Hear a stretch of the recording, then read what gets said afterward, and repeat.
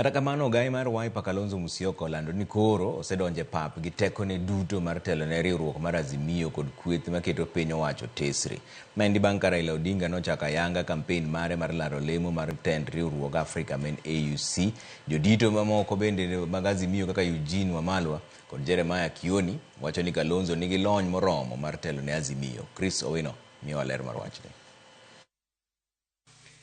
Ogai mar duond bura mar Wiper Kalonzo Musyoka onyiso johera mag Azimio mondo oyikore ne telo mare bang' ogai mar Azimio Raila Odinga goyo oriti ne siasa ma pacho kae kaluwore gi dwaro mare mar bedo jakom manyien mar riwruog pinje mag Afrika AUC.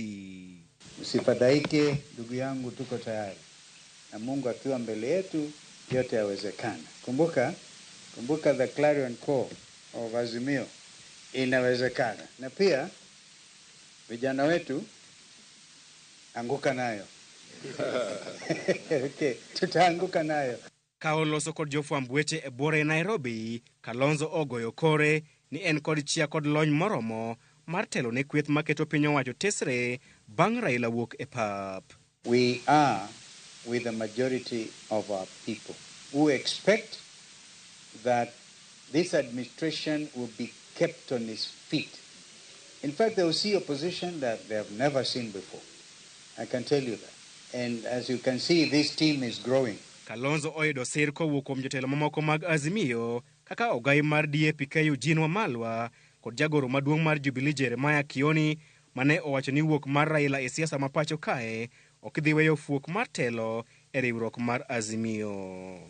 The next ranking member of the leadership of our coalition is the Honorable Stephen Kalonzo Musyoka, who was the 10th Vice President of the Republic of Kenya. We have by consensus, and I believe many of us, we have great faith in his leadership, his experience as the second highest ranking leader in our coalition, a very experienced diplomat, a great lawyer who has a clean record. E kor dweni, Raila ne olando ayanga ni odhi goyo oriti ne siasa ma pacho kae ponono ni okawo kar Musa Faki kaka jakom manyien mar AUC e yiero ma dwe mar 2 higa manyien.